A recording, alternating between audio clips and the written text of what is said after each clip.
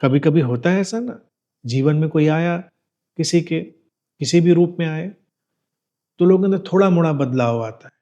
और कभी कभी कोई आता है, हम पूरी तरह बदल चुके होते हैं। ये पूरी तरह बदल चुके होने का मतलब ही है कि बीइंग में कुछ बदलाव हो गया है, अंदर डीपेस्ट लेयर में कुछ बदलाव हो गया है। तो अब प्रेजेंट जाएगा तो उसके बाद भी उस डीपेस्ट लेयर में ही बदलाव अलग ढंग से अंकित हो जाएंगे। पहले वो डायनेमिक होंगे, क्योंकि व्यक्ति जीवित है, तो वो डायनेमिक फ्लो होगा। फिर वो फ्रीज होगा और फिर फ्लो में आएगा। बीच का वहाँ भी एक ट्रांजिशन फेज होगा। अब लोग इसको अगर नहीं अनुभव कर पाते हैं तो उनके लिए नई बात होगी या वो नहीं समझ पाएँगे, लेकिन वो पहले फ्रीज होगा, बीइंग का उतना हिस्सा, फिर मेल्ट होगा, फिर फ्लो में होगा, फिर वो डायनेमिक फ्लो में होगा। लेकिन अब वो डायनेमिक फ्लो पहले वाले डायनेमिक फ्लो से बिल्कुल अलग होगा। और फिजियोलॉजिकल स्पेस की आदतें जो है ना, वो व्यक्ति को बड़ी दूर तक परेशान करती हैं।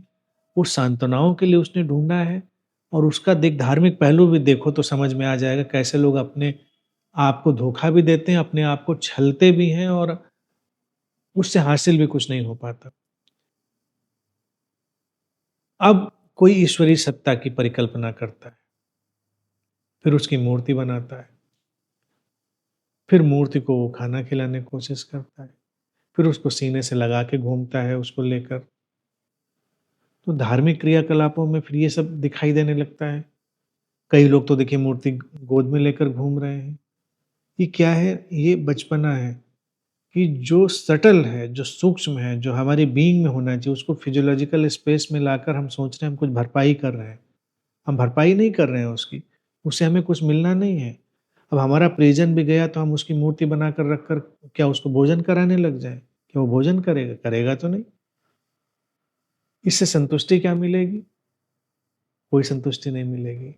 ये केवल अपने मन को धोखा देने की प्रवृत्ति होगी।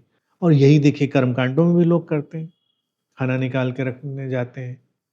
हिंदुओं में तो कई बार ऐसा होता है, वो मृत व्यक्ति चला गया, तो पेड़ के नीचे खाना रखने जाते हैं कई दिन। फिर बरसी होती है तब उसको खाना निकाल के रखते हैं कि वो आएगा, खाना खाने आएगा। ये सब अपने मन को धोखा देने की चीज़ें और फिजियोलॉजिकल स्पेस में बहुत ज़्यादा उलझे रहने की चीज़ है।